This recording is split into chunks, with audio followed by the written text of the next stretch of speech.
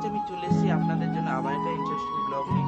তো আজকে ব্লগটা আমি বাড়ি থেকে শুরু করছি। চলো তো দেন বেশি কথা না বলে ব্লগটি শুরু করো। 8 hours later. তো গাইস, আজকে কিন্তু মা বানাতে চলেছে কিন্তু দোকানের মতো কিন্তু পকোড়া।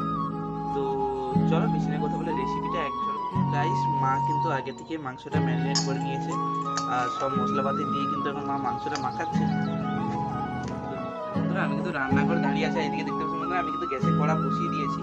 আর এই সাইডটা যদি দেখাই, এখানে আমার মা কিন্তু মশলা এখনো মশলাপাতি এখন করছে।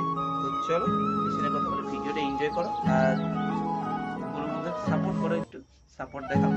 চলো গাইস, আমার হাতে কিন্তু রয়েছে এখন ম্যারিনেট করা কিন্তু মাংসটা। এই মাংসটা কিন্তু তেলে ছাড়বো, তেলে ছাড়লে কিন্তু মা পকোড়াটা হবে।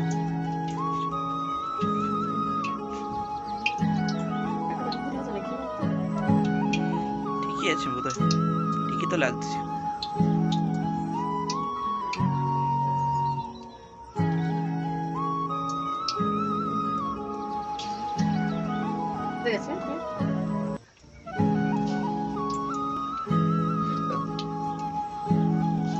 সত্যি কথা বলতে গাইস, আমি কিন্তু রান্নার বিষয়ে কিছুই জানি না। এটা ন্যাচারাল। আর তো চলো বেশি না কথা বল, ব্লগ এনজয় করো।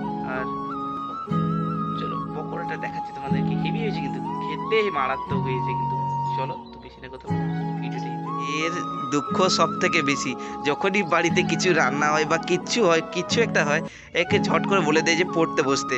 সে আমার কথা আলাদা, ছাড়া আমাকে পড়তে বসতে কথা বলে না, কিন্তু একে এর দুঃখটা আমি বুঝতে পারি, কারণ এর স্টেজটা আমি কাটিয়েছি। তো যখনই কিছু হয়, যখনই কিন্তু ইন্টারেস্টিং কিছু হবে, তখনই একে বলে যে পড়তে বসার কথা।